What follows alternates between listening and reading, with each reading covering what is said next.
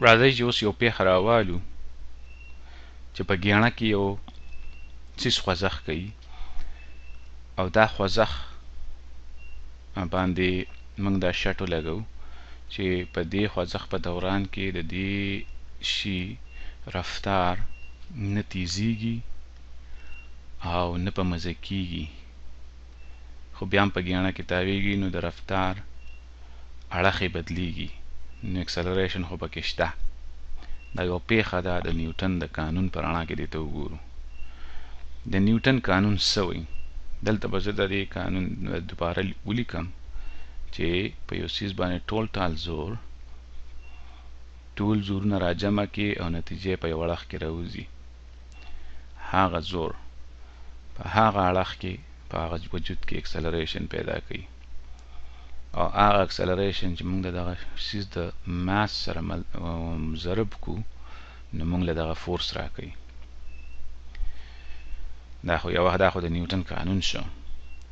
په ګیاڼه کې چې کله خوځښت کیږي او یو څیز نه تیزیږي او نه په مزه کیږي، نو بیا اکسلریشن ولې پیدا کیږي؟ ځکه پیدا کیږي چې د رفتار اړخ بدلیږي، د رفتار په یوه مخی په یو ځای باندې، او چې بل ځای ته په ګیاڼه کې لاړ شي نو د رفتار په بله مخی. نو اکسلریشن د دریو وجو نه پیدا کیږي، یا خو یو څیز تیزیږي نو په رفتار کې سیواوالی راځي، یا یو څیز په مزه کیږي نو دغه هم په رفتار کې بدلون دی، او یا د رفتار اړخ بدلیږي. نو په ګیاڼه کې داسې کیدی شي چې یو څیز نه تیزیږي نه په مزه کیږي، خو صرف د رفتار اړخ یې بدلیږي. که دغسې شرط پکې پوره شي چې یو څیز نه تیزیږي نه په مزه کیږي خو صرف د رفتار اړخ یې بدلیږي، نو موږ دا ویلیو چې د دغه سی اکسلریشن چې کوم دی هغه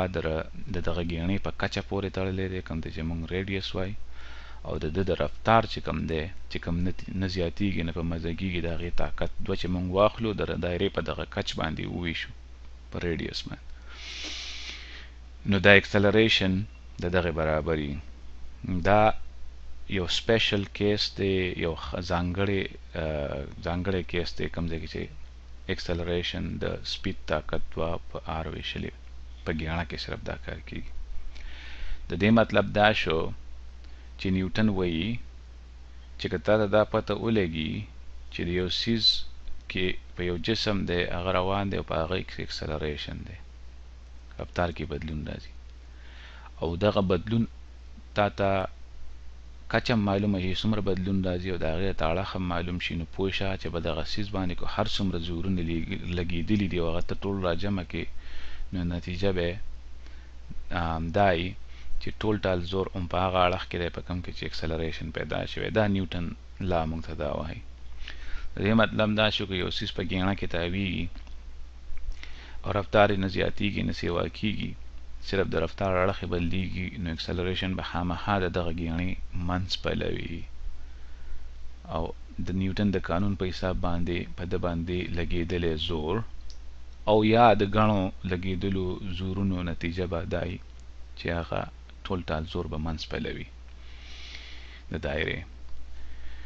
نو اسانه خبره دا شوه چې په دې ګیاڼه کې تاویدونکي څیز باندې چې کوم زور لګېدلی دی هغه د دایرې منځ پلو دی، او هغه ځکه چې دغه زور د ماس ځله اکسلریشن برابر دی. اوس په دې ګیاڼه کې موږ ته اکسلریشن معلوم دی، که موږ ته د دغه څیز رفتار معلومي او د دایرې کچه یا ریډیوس راته معلومي، نو په ګیاڼه کې د نیوټن قانون موږ ته دا وایي چې ټال زور به د ماس ځله د ولاسټۍ یا د رفتار طاقت دوه او بیا دغه د دایرې په کچه یا د ګیاڼې په کچه وویشو. د مثال په توګه که یو غونډار یې تا په پړي وتړو او تا وهې او بل هیڅ زور نشته دی، ته د ځمکې نه ډېر لرې یې، نو د ځمکې اثر په دغه کاڼي باندې نشته دی، هوا نشته دی، د هوا چې کوم مزاحمت دی هغه نشته دی، فرکشن، نو بیا ټال زور چې په دغه غونډاري باندې لګېدلی دی نو هغه دغه پړی پې لګوي او دغه ته موږ د ټینګښت زور وایو یا د ټیټوالي زور چې کوم ته ټینشن وایي. نو په دغسې حالت کې بیا په دغه پړي کې چې کوم ټینشن دی هغه برابر دی د ماس د اکسلریشن. او ښکاره خبره ده چې په دغه ماس باندې کوم ټینشن د رسۍ یا د پړی لګوي دا د دې دغه مرکز پلو دی د دایرې یا د ګیڼۍ. د مثال په توګه په هغه پړي کې به څومره ټینشن یا څومره ټیټوالی کوم پړی چې 1.5 میټر اوږد وي او یو غونډاری ورپورې تړلی یا 2 کیلوګرامه وي او دغه غونډاری په 3 میټره په 1 سیکنډ کې لار وهي، یعنی سپیډ د دغه غونډاري 3 میټره په 1 سیکنډ کې، نو په دغه پړي کې به ټیټوالی چې کوم هغه به 6 نیوټنه، یعنی ټیټوالی یو زور دی، ټینشن یو زور دی او دا موږ په نیوټنو کې کچ کوو. تاسو ما ویلي وو چې نیوټن اسانتیا دپاره موږ څه ته وایو؟ کیلوګرام میټر سیکنډ طاقت 2 ویشلې، دغسې ته موږ نیوټن وایو.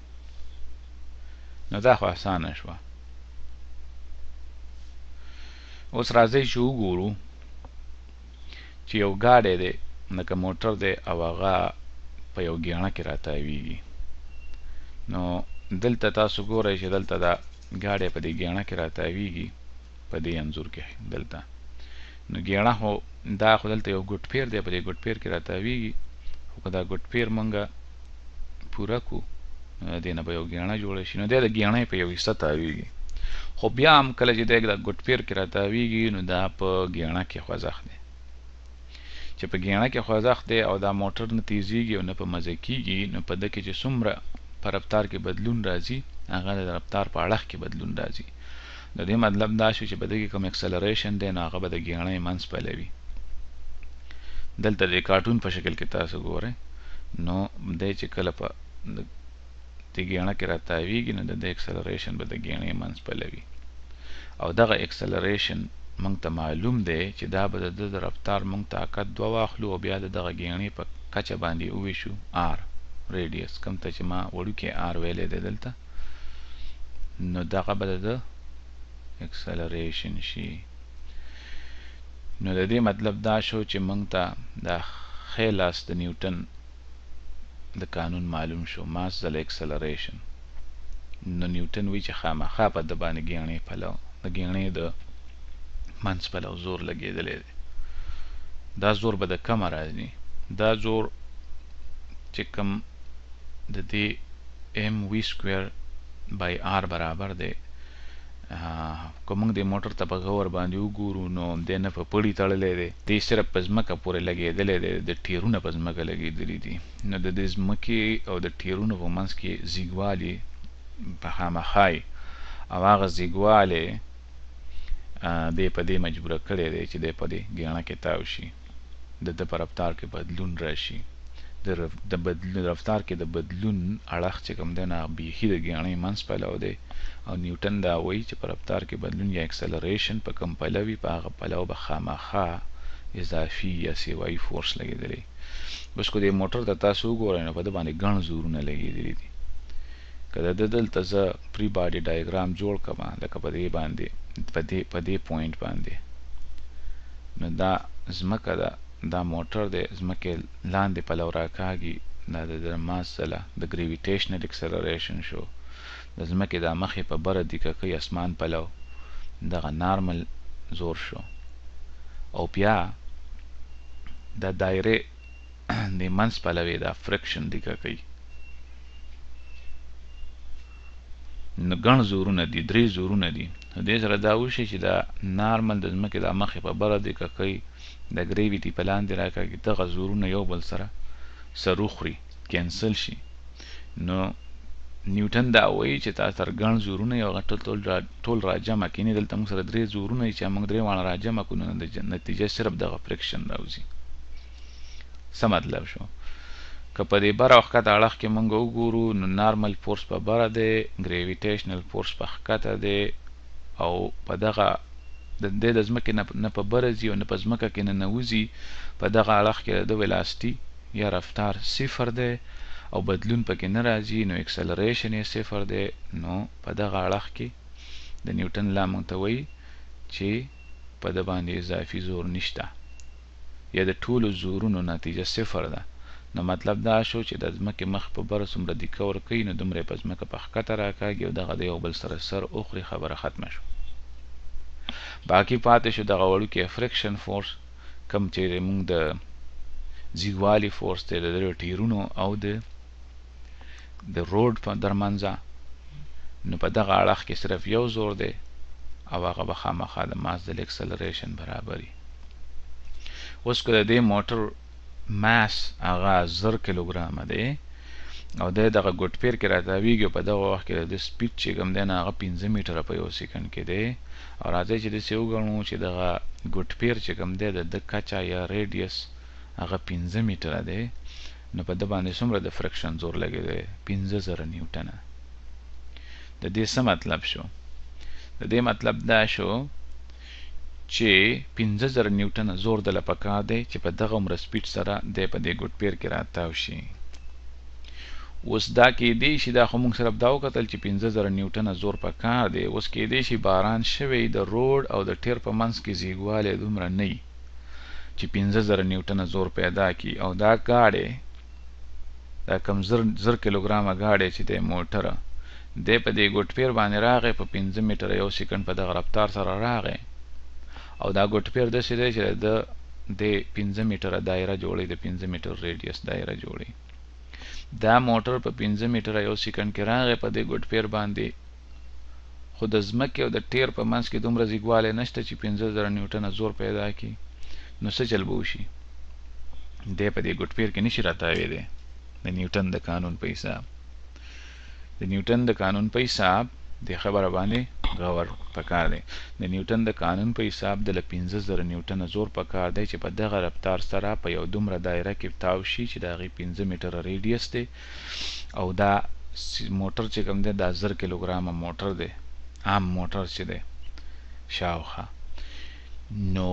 د 15000 نیوټنه زور د دایرې منځ پلو پکار دی. خو بدقسمتي ده باران شوی دی،